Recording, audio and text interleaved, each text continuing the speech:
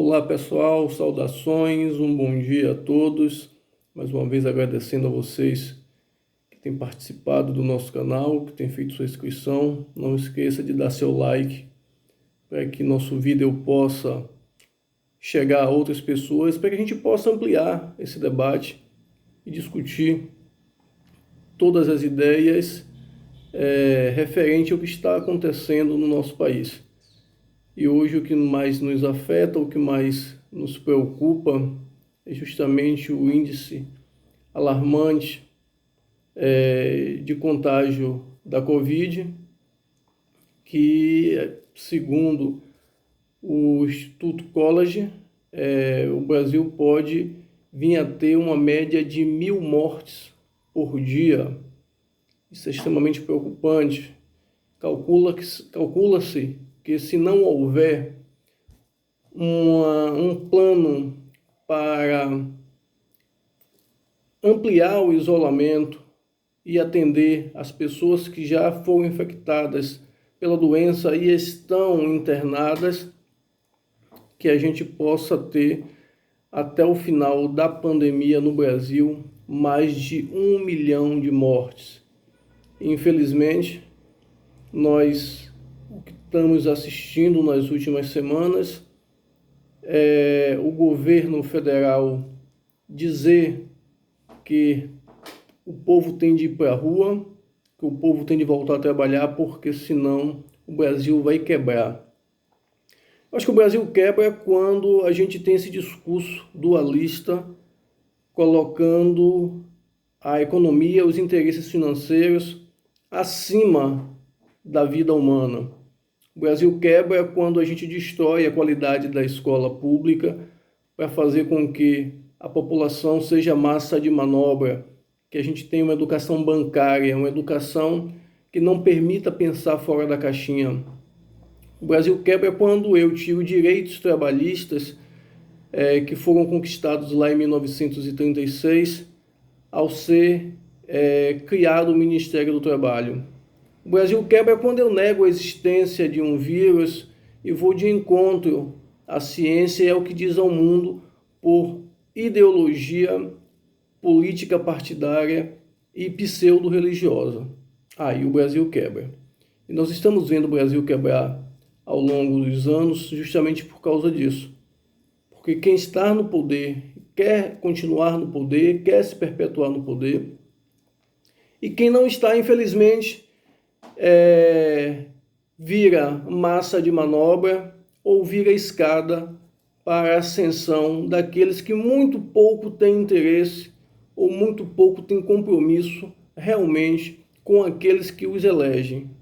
Tem interesse com os empresários, com os banqueiros que bancam as suas campanhas.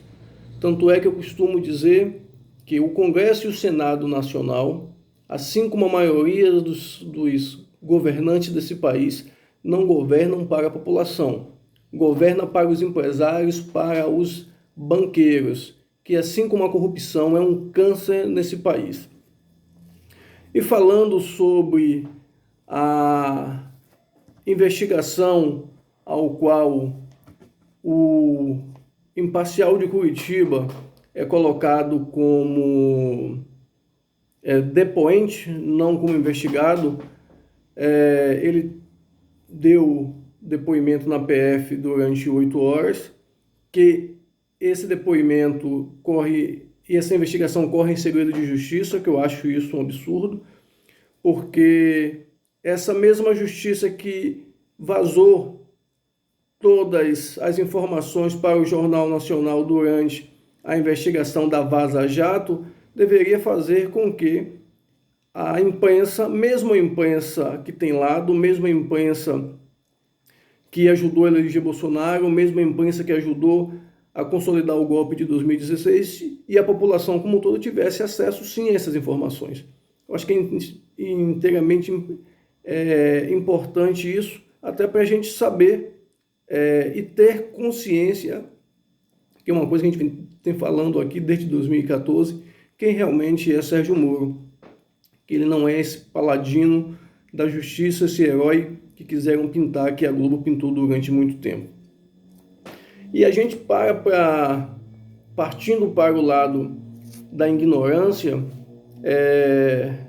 e usando a miséria da população como forma de defender interesses muitas vezes escusos, eu tenho visto e tenho acompanhado nas redes sociais vários ditos pastores de igrejas neopentecostais defendendo o presidente da República, defendendo a sua postura, defendendo que a população venha para as ruas, defendendo que a população volte a trabalhar. Qual o interesse dessas pessoas? Será que é salvar vidas ou ganhar dinheiro? Essas pessoas estão pregando a palavra de Deus ou comercializando a palavra de Deus? Eu não estou aqui discutindo religião. Eu estou aqui simplesmente colocando os fatos. E, infelizmente, muita gente tem comprado esse discurso. É uma gama da população que é muitas vezes desassistida pelo poder público e que sofreu uma lavagem cerebral, tanto da mídia quanto desses pastores que são donos de emissoras, que são donos de rádios, que são donos de jornais e que têm um poder de influenciar e até adestrar essas pessoas para ir de encontro com a realidade. Inclusive, no Rio de Janeiro, teve um pastor que disse que não precisa do exército na rua para uma guerra, que a própria PM e os seguranças armados podem muito bem fazer isso, que eles estão preparados para uma guerra em nome do presidente da República. Olha só a loucura que a gente está vivendo. Daqui a pouco eles vão amarrar bombas ao corpo e vão estar explodindo uma parte da população que não concorda com os seus pensamentos e querer instalar no Brasil um califado ou uma ditadura neonazista, uma ditadura fascista, onde sua principal figura é o presidente que está no poder, a bancada da bala e a bancada da Bíblia, já que muitos deles defendem o fechamento do Congresso e o fechamento do STF. E esse governo que não para de criar crises para tirar o foco do que realmente que é o combate à pandemia da Covid-19, tentou a semana passada, através de Ernesto Augusto, lógico, com o aval do presidente, expulsar os embaixadores e venezuelanos e suas famílias que moram no Brasil. Felizmente, dizendo melhor, o STF, acho que o Barroso deu um voto contra isso aí, porque vai de encontro a leis internacionais. E o presidente da República, mais uma vez, criando situações, criando casos, querendo comprar uma briga com a Venezuela. Sem saber ele que a Venezuela tem um poderio militar muito grande, muito maior do que o do Brasil, e que se o Brasil partir para uma guerra armada contra a Venezuela, é evidente que essa guerra é de interesse do Trump, é de interesse do neoliberalismo americano, já que os Estados Unidos conseguiu dizimar e destruir boa parte do Oriente Médio. Agora eles vão se voltar para a América do Sul, que vai, infelizmente, se não tiver uma postura altiva, virar sua lata de lixo. E o Trump precisa que isso aconteça o mais rápido possível, porque ele está às vésperas de uma eleição nos Estados Unidos. Ele tem perdido popularidade por falta de ações anteriores com relação à Covid-19 e por falta da sua postura como presidente, pelas loucuras que ele vem discutindo e vem propondo, inclusive, de aplicar desinfetante e água sanitária na veia das pessoas para poder matar a Covid-19. Olha só a loucura que nós estamos vivendo. E alguém uma certa vez me disse assim: para o mundo que eu quero descer. O problema é descer para onde? Que a gente, infelizmente, não tem para onde correr. E hoje, o presidente da República, usando o poder que lhe cabe, colocou como diretor da PF o Rolando Alexandre, que é homem de confiança do Ramagem, que é seu plano B, na verdade. E o capitão Augusto, que é da bancada da bala, já disse logo nas redes sociais que tomara que eu mesmo não esqueça de deixar o presidente muito bem informado. Apesar de que tudo indica que o Rolando Alexandre vai ser um tapa-buraco, onde o presidente espera que o colegiado do STF derrube o veto do Alexandre de Moraes com relação à nomeação de Ramagem. O Rolando Alexandre era secretário executivo da ABIN, trabalhava diretamente com o Alexandre de Ramagem, então parece que vai ficar tudo em casa, tudo dantes, como no quartel de Abrantes.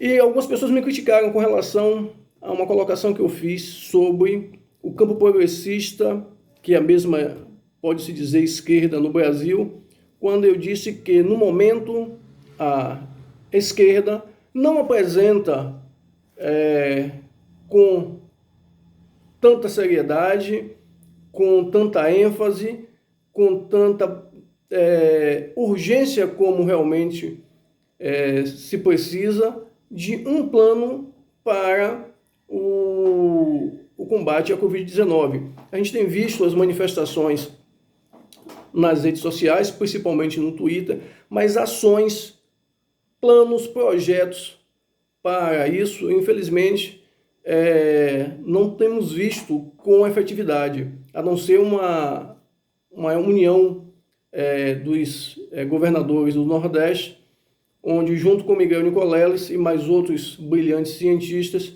tem o comitê do Nordeste, onde estuda e publica todas as informações pertinentes ao Covid-19 no Brasil e no mundo. Inclusive, recontratando os médicos que permaneceram no Brasil, do Mais Médico, programa que foi extinto pelo governo Temer e ratificado por esse desgoverno que está aí, para atuar na linha de frente, onde o Conselho Federal de Medicina, na figura do seu presidente, criticou essa postura, criticou a contratação de brasileiros que estudaram lá fora, que fizeram um curso de medicina lá fora e vieram trabalhar aqui na linha de frente. É muito interessante essa postura do presidente do Conselho Federal de Medicina, até porque ele é bolsonarista. Ele foi um dos que defendia o uso da cloroquina e hoje ele não fala mais nisso, assim como o presidente também não fala, assim como o Trump também não fala. Que a cloroquina seria a salvação da humanidade contra o coronavírus. Eu queria que eles saíssem dos seus consultórios em prédios de luxo e viessem atender nas periferias de Salvador para saber o que é a realidade. Porque é muito fácil você estar criticando de uma posição ao qual você se encontra sendo privilegiado, cobrando consultas com preços exorbitantes e, infelizmente, esquecendo o juramento e sendo a favor da mercantilização da saúde. E com relação a falar dos campos progressistas, eu continuo ratificando isso. Eu não vi até agora nenhum plano efetivo da esquerda, uma união da esquerda para propor ações afirmativas para o combate da Covid. Eu tenho visto discussões no Twitter, muito menos um plano para um Brasil pós-pandemia, porque a gente sabe que vai aumentar o desemprego, vai aumentar a miséria no Brasil, vai aumentar o preconceito, vai aumentar mais ainda a desigualdade. E cadê o plano da esquerda? Porque criticar nas redes sociais é muito fácil, mas a maioria deles tem influência, tem condições de propor algo, diferente de mim, que sou um mero professor, que muitas vezes não vou ser escutado nem pelos meus próprios pares, mas muitos deles já estiveram no poder. E cadê esse plano para atender, para salvar essa população brasileira que vai ficar abaixo da linha da miséria pós-Covid? Porque a gente não sabe quanto tempo isso vai durar. até porque não há uma postura do governo federal para que haja o isolamento, porque o próprio presidente ele é contra o isolamento. Ele fala que precisa se salvar a economia em vez de salvar vidas. O seu ministro da Saúde ele é apático, não disse para que veio, até agora está com cara de paisagem. As informações são desencontradas, o Brasil testa muito pouco, já passamos de 102 mil casos, corremos o risco de até o final dessa semana ultrapassar as 10 mil mortes, enquanto nós temos o presidente da República, as igrejas neopentecostais e seus ditos pastores, com seus seguidores, negando justamente o que está acontecendo e querendo ampliar o número de mortes. Se isso não é genocídio, eu não sei o que é genocídio. Eu não sei o que é genocídio. Então, cadê a justiça? Vai dizer que no Brasil a justiça não tem lado? Tem sim. Está mostrando isso aí. Porque se a justiça não tivesse lado, o Procurador-Geral da República já teria oferecido uma denúncia por crime comum contra o presidente, mas não vai fazer porque o Aras foi justamente colocado lá pelo presidente atual e com certeza ele não vai querer ir de encontro às ideologias do seu chefe.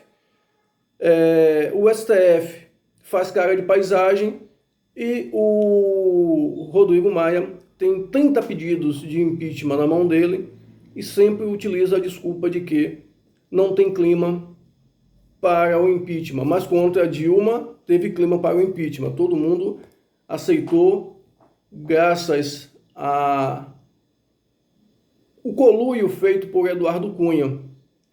Mas se não há clima para o impeachment, ofereça denúncia por crime comum. Nós temos uma infinidade de crimes aí realizadas pelo presidente em menos de um ano. E olha que não são poucos. Segundo alguns juristas, já podemos nomear 16. Inclusive, alguns delatados pelo seu ex-ministro da Justiça. O problema é que, infelizmente, a população mais pobre está nesse fogo cruzado, vai pagar essa conta com a vida ou vai passar o resto da vida trabalhando para poder pagar uma conta que, infelizmente, por incompetência do governo federal, vai sobrar para eles. Porque quando o capital, quando os banqueiros, quando o sistema ganha dinheiro e a economia vai bem, esses valores não são repartidos dentro da sociedade. Pelo contrário, ninguém nem toca no assunto. A economia vai bem, está todo mundo ganhando dinheiro, principalmente banqueiros e empresários, ninguém toca no assunto de pobreza, de divisão de riquezas, nada disso. Agora, quando a economia vai mal, automaticamente o pobre tem de pagar essa conta. E assim, a esquerda está negligenciando e perdendo a oportunidade de ter um papel de destaque na defesa dos direitos da população brasileira, dos direitos do trabalhador brasileiro. Cadê a esquerda de Brizola? Aonde é que está? Porque eu não quero políticos de Twitter, quero políticos com ações. Quero políticos que tenham coragem, como teve o Dino, que é um dos governadores dos estados mais pobres do Nordeste, reunir empresários, conversar com eles e buscar comprar na China respiradores para seu estado, coisa que o governo federal não fez. Pelo contrário, o governo federal está querendo abrir uma ação contra o Dino e tomar esses respiradores, porque o Dino passou por cima da autoridade do presidente da República. Como diz um apresentador de televisão aqui, está todo mundo louco. E, infelizmente, a população paga a conta, fica na mão desses escroques, desses canalhas. E, com tudo isso, quando passar essa pandemia, que a gente não sabe quando vai ser, porque não há um posicionamento do governo federal a favor do isolamento, não há um plano de contingência. Isso pode durar mais 1, mais 2, mais 3 meses, a gente não sabe. não querendo ser pessimista, mas é o que diz os estudos, nós, população brasileira, iremos pagar infelizmente essa conta, e vai ser uma conta muito cara, não só uma conta paga com vidas, mas também com muito suor para continuar enriquecendo o sistema financeiro.